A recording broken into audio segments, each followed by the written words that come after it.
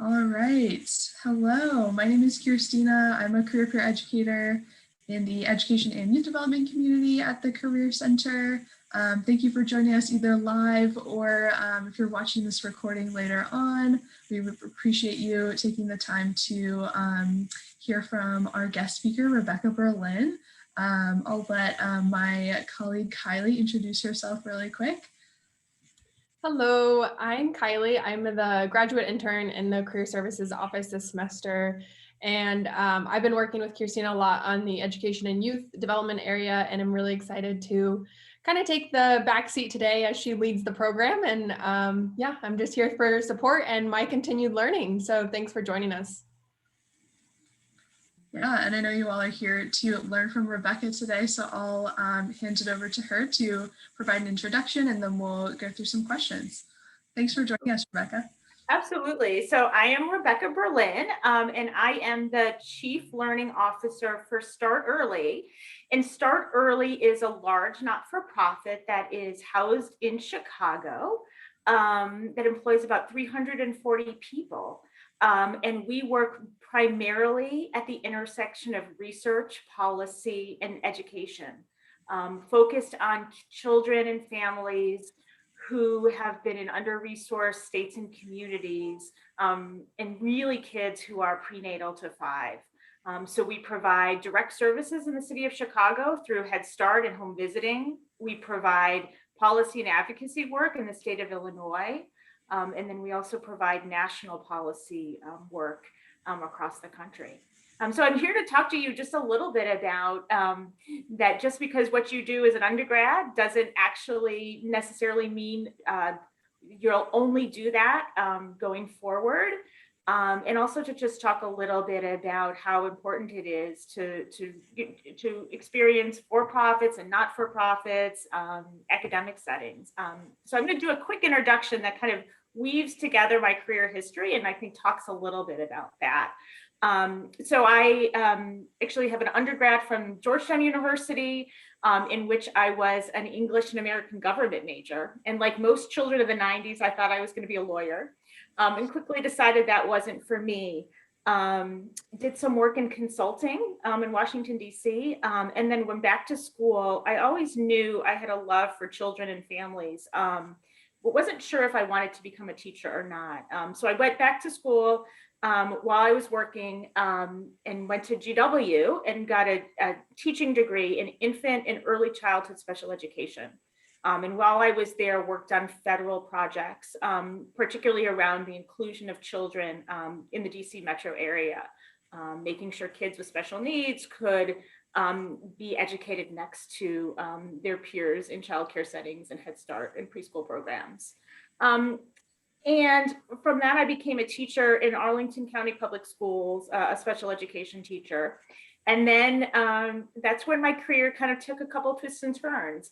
So my husband actually applied and went to Darden, the business school at UVA, and that brought me to Charlottesville, Virginia.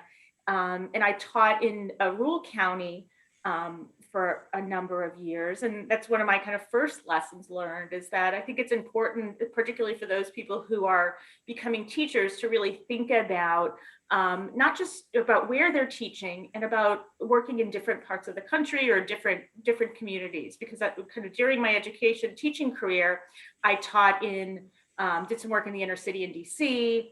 I then taught in a rural county in Virginia, in Madison, Virginia. And then I taught in Arlington, which was a very diverse but well-resourced school district, and really felt like I learned about working in different school settings through that.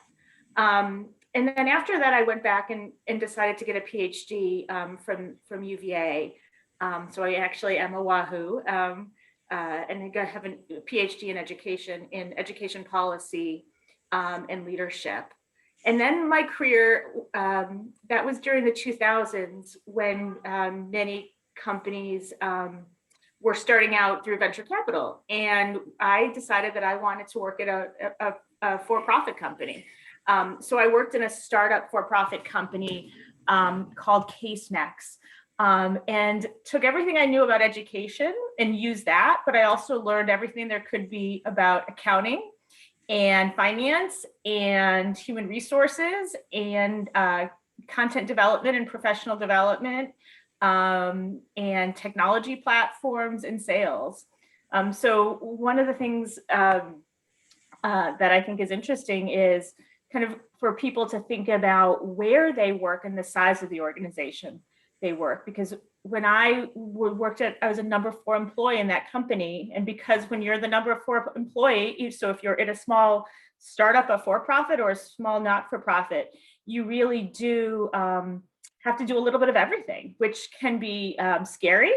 But I would say has been great for my career. And then from there, I actually went back to UVA and was on faculty as an adjunct professor and as a research professor, doing both research work and teaching in the MA BA special ed program. And then after that, took up another position at a for-profit called Teachstone that actually Dean Pianta was the founder of, and spent another number of years really growing that company. And again, learning those things like marketing that I didn't learn as an undergrad, that I didn't learn as a teacher, and just learning them on the ground. And then from there went to Start Early, where I am right now. And so we'll talk a little bit about that through the questions, but kind of through my introduction, what I really wanted to share is that how much I learned kind of moving around. And sometimes people's advice is, don't move around too much on your resume. My kind of theory has been to move around about every 5 years, because that really has given me the opportunity to see different kind of parts of the country, but also to see different size organizations. And I really believe that people are meant for a certain size, as well as a specific trajectory of an organization. So if it's a new organization, if it's an existing organization, or if it's going through a rebirth. So I'll pause there and see what kind of questions come next. Yeah, thank you for that great introduction. You are definitely a great example of someone who has taken advantage of lots of different opportunities and picked up a variety of skills along the way. So I'm sure we'll get into that a little bit more, but could you tell us a little bit about your day-to-day work in your current position, and just what's that like being part of such a big organization and managing lots of people? Absolutely. So one of the great things about working at a large organization, and so what do we say is we do local, state, and national work, and we do research, policy, and practice work. And so what that means is every day I get to do a little bit of everything. And it lets me think about both the strategy side of the work as well as the day-to-day start of the work. So no day is similar, which has some good things as well as some challenges. And one of the things I really enjoy the most is the interaction that I have with staff. So again, as I think about giving people career advice, both as they're starting out and continuing, I always say you hire me for the skill set that you hired me for, but the second piece of my job is to mentor kind of the current professionals. So as people go out and think about their first job or their second job, I always recommend that it's as much as the organization is interviewing you as you're interviewing the organization. And so I think particularly if you're working at a not-for-profit, really making sure that both the people that are there are people that you really want to work with, that you want to get to know, that you can look up to, and that you really feel like can mentor you and can provide you the guidance that you need on a daily basis. Yeah, I think that's great advice. And relatedly, can you tell us what drew you to this role specifically? I know you talked about having a pretty diverse background in terms of experiences, and what drew you to Start Early? Absolutely. So what drew me to Start Early was really the diversity that organization brought. And as I think if people look at not-for-profits, I think it's important for them to kind of really look at what their mission is and how close is it to the work that you want to do, but also to think about is it that they are a direct service organization? So they are, a food bank that are providing meals and food to people at the community level, or are they a not-for-profit that is a more strategic, more of an association who is providing work at either a state or the national level, or pushing on public policy? So what really drew me to Start Early was that it had a little bit of everything. Is that it was a direct service organization. So we serve kids on the ground in Chicago.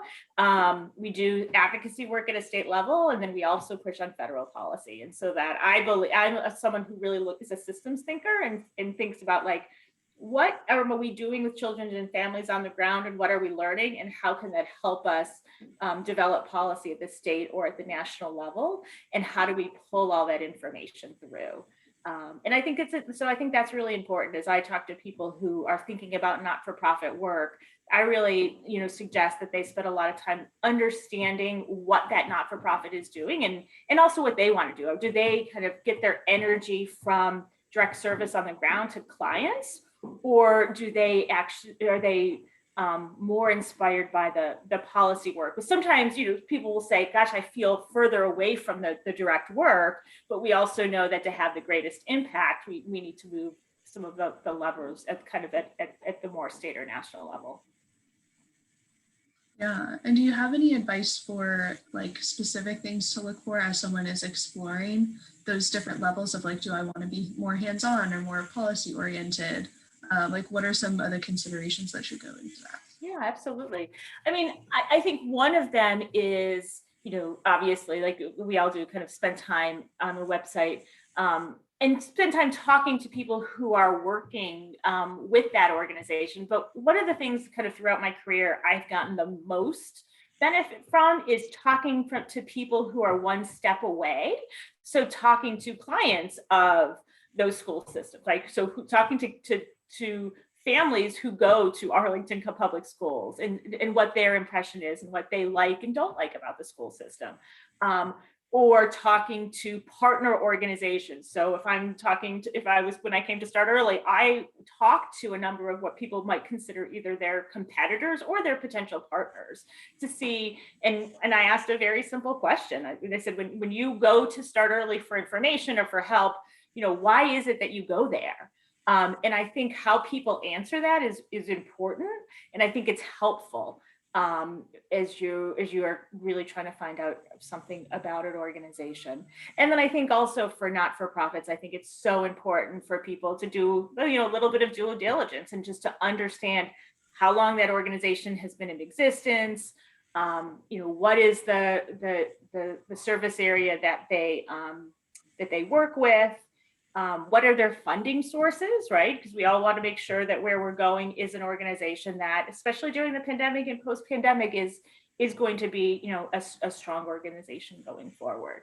And definitely kind of in interview situations, especially for your first or second job, those are sometimes comfortable questions for people to ask or for them to feel comfortable. But there's so many ways to use your alumni network, to use your career center, and then to also just kind of, to reach out and to see other people who have applied there or people who have worked there in the past.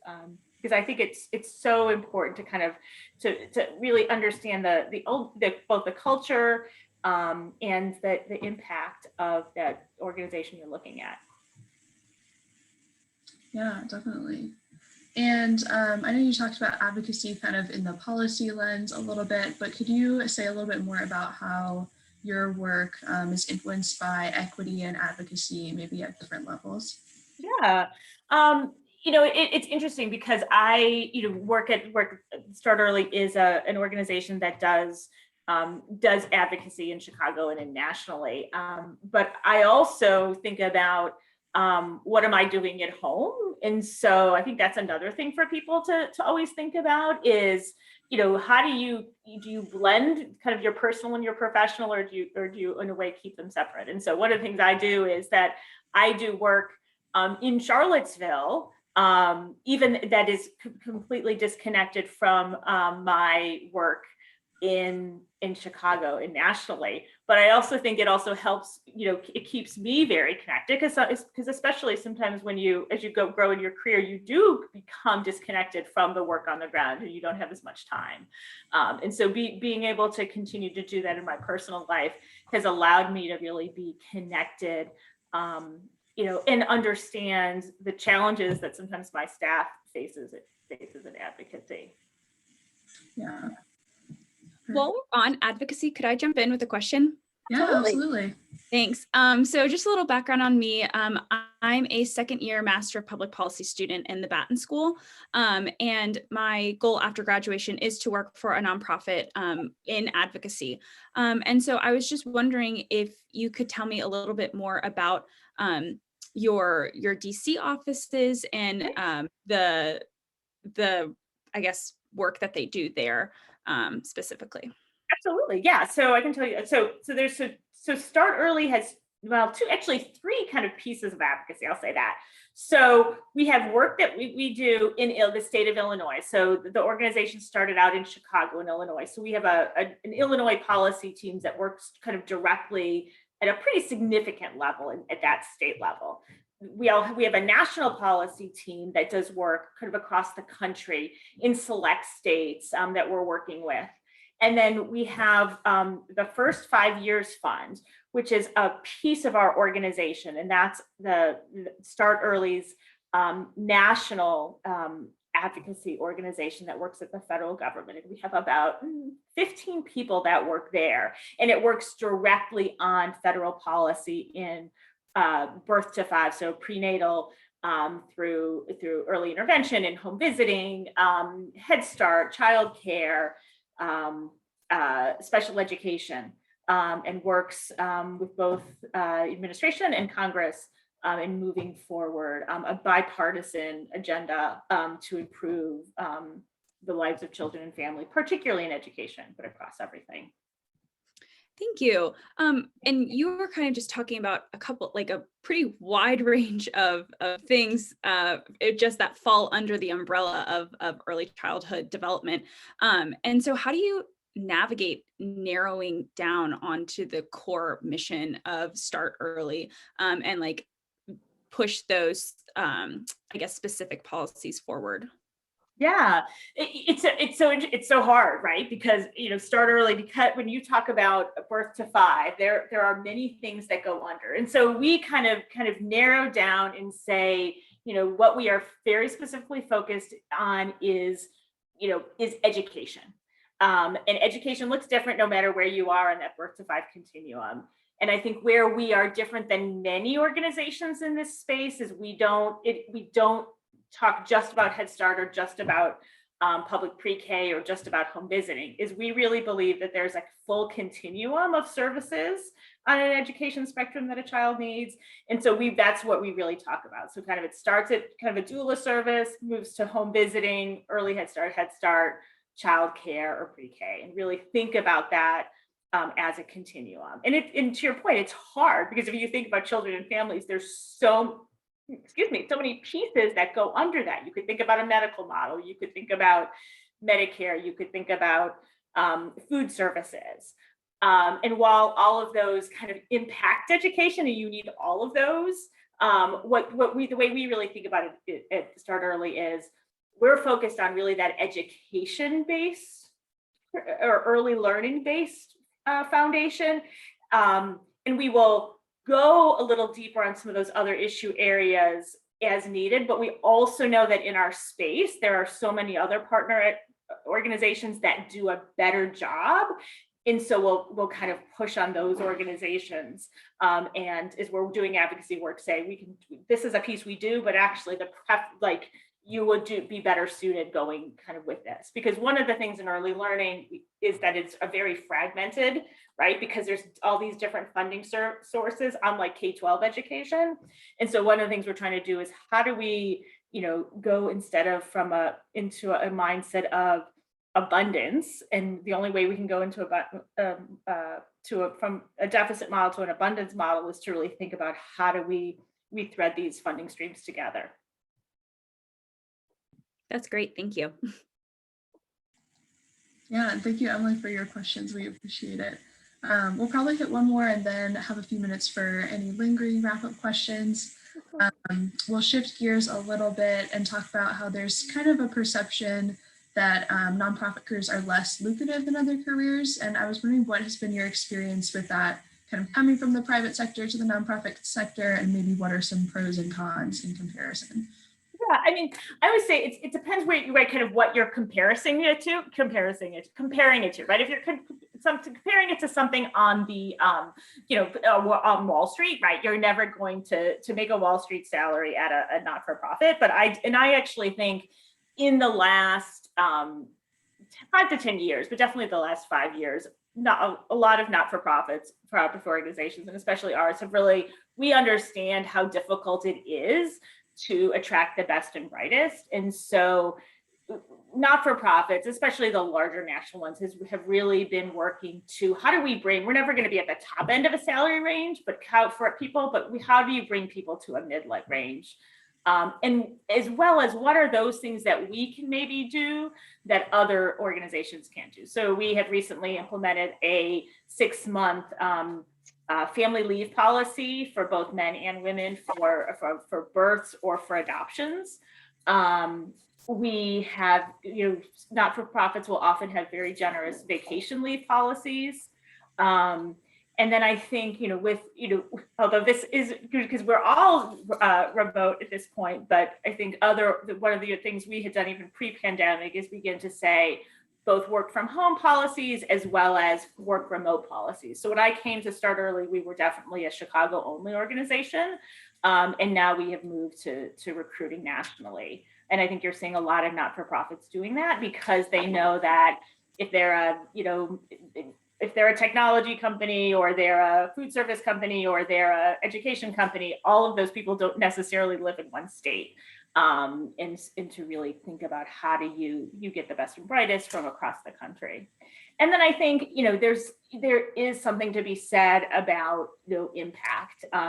And I would say kind of across the board, even our finance and our legal team who didn't come from the education sector, there is something about being connected to a mission that really drives people forward.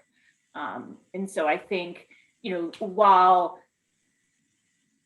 it's not as lucrative as some of your kind of top business side, I would say that for the most part, unless you're really looking at some small not-for-profits, you're seeing in the last 5 years, not-for-profits are really coming to the table to say, we need to make sure that we both value our employees, kind of with salary, but as well as with support. Because I think the other thing is to think about is who are your mentors, who are you learning from, and as well as what are the professional development we're providing to staff on an ongoing basis to make sure that they really are continuing to grow in their career.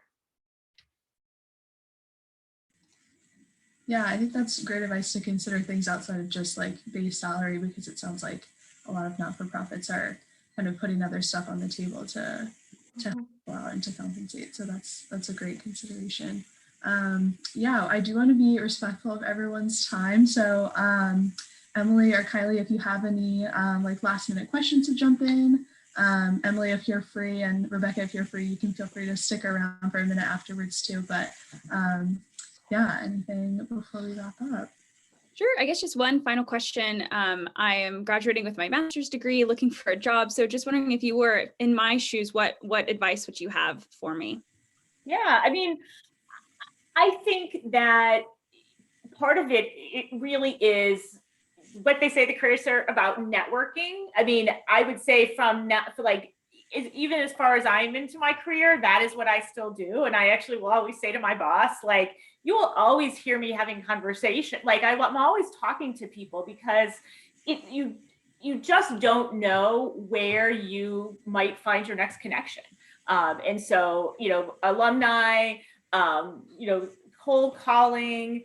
And then I think the other piece, I actually just recently gave this to someone newly out of college, is if sometimes people are like, I really want to work in X organization, But we also often know that, X organization has one policy person that they hire, and they hire that person every 3 years. And so there is something to be said about beginning working in an organization in a role that might not be your perfect role. And one of the things I've seen that we've actually been doing in our organization is we have been hiring generalists. We have a role called kind of a program manager. And while they might not be a policy program manager to start, they might be in a different part of the organization. They begin to learn about the organization. They begin to learn about the work we do. And it really becomes a growth role that they can use and they can leverage in our organization or another organization. And so I think that would be something advice I would give to people is like, you may set your mind to it. Like if someone says, I only want to take this research role, or I only want to take a policy role, I completely, hear them. But sometimes saying, okay, or do I really just want to get into this type of organization and get my foot in the door doing something like project management, or I have a tech skill. I really don't want to use that tech skill, but I'm great at social media. And we know that lots of not-for-profits need that to begin to become oriented. So that's one of the pieces of advice that I would give. Great, thank you so much. Absolutely. Yes, and we are at time, so I think we're about ready to end the recording. Kylie, unless there's anything else you want to add? I had just one quick thing. Rebecca, would you be willing to let us share your information or drop it in the chat in case any of the students might want to reach out? Yeah, absolutely. Okay. Do you want me to type it in for the recording, or you want to? Yeah, that would be great. Yeah, I'm happy to do that. Yeah, so I'm happy to share my email address. And for people to reach out to me, because as I said, I think it's important, and Emily, for you as well, happy to kind of talk more kind of formally or offline, and to give people advice and ideas. Great. Well, thank you again, Rebecca. It was so great to hear from you. So thank you. Of course. Thank you, guys. We're ready to stop the recording.